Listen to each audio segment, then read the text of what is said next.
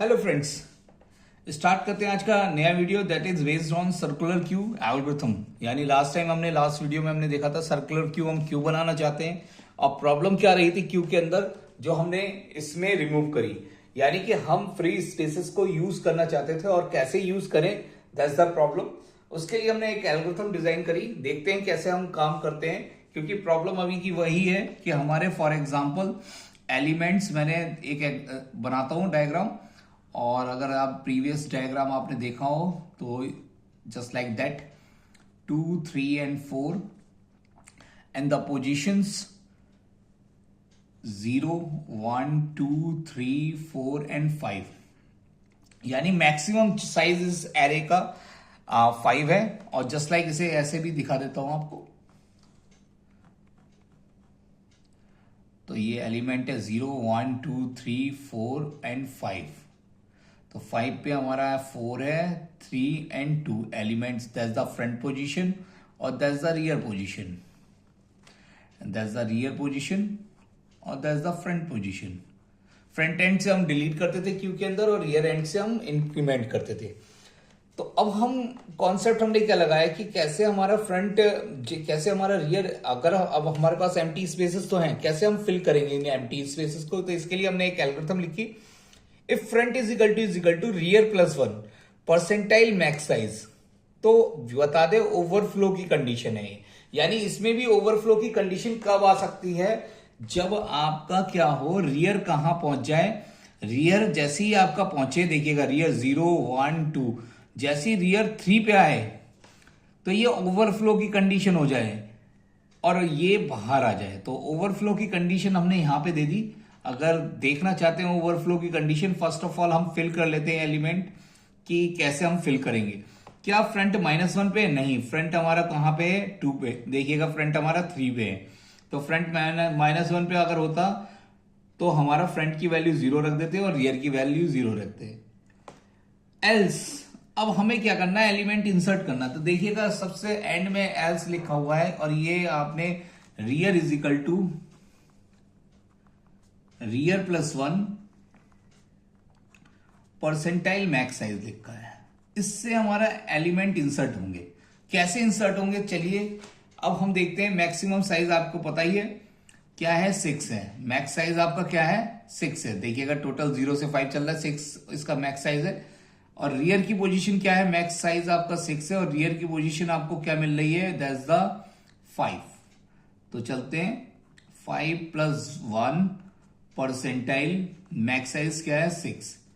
तो ये क्या हो जाता है, देखिएगा आप सभी देख रहे होंगे, 6 परसेंटाइल 6 क्या मिलता है, 6 परसेंटाइल 6 पे तो ये मिल जाता है 0। यानी दैट्स द पोजीशन। हमने रियर की पोजीशन को हमने क्या कर दिया, इंक्रीमेंट कर दिया और ये नई पोजीशन पे पहुंच गया। अगर आप सर्किल में ही देखें,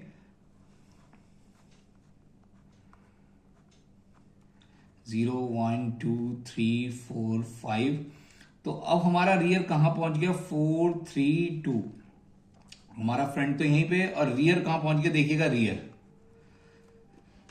यही हमारा मेजर कॉन्सेप्ट था कि हम रियर की पोजीशन को 5 से 0 पे ले आए। तो हमने एक ऐसा फॉर्मूला लगा दिया, rear plus 1 percentile max size.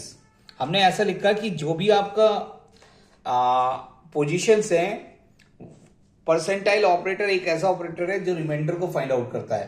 तो इसके थ्रू हमने नई पोजीशन पे आ गए और देन हमने क्यू के रियर में हमने आइटम इंसर्ट कर दिया। अब हमें कोई भी आइटम इंसर्ट करना है क्यू के रियर। क्यू का रियर कौन सा है, क्यू 0 पे। रियर इज द पोजीशन 0 और आइटम इंसर्ट कर दिया, मान लीजिए 7 इंसर्ट कर दिया, दैट्स द 7।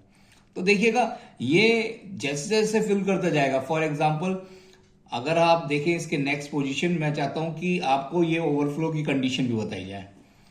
अब मैं एक और डायग्राम बनाता हूं। इसमें मैंने क्या कर दिया, इसमें एलिमेंट्स आपके सारे इंसर्ट कर दिए और रियर की पोजीशन 0, 1, 2, 3, 4 एंड 5।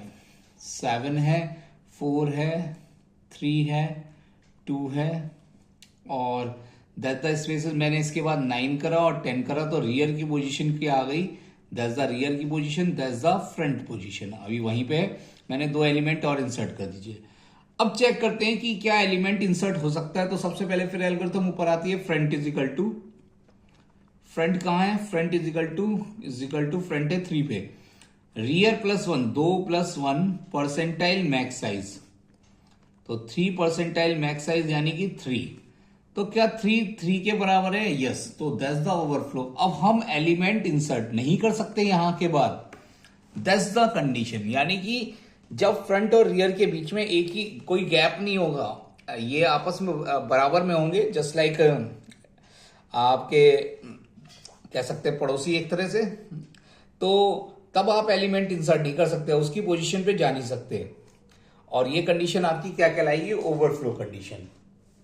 और इसके बाद एक एल्स इफ की कंडीशन है, front is equal to -1, just like that simple condition है जैसे आपने उसमें पढ़ी थी क्यू में, सिंपल क्यू में।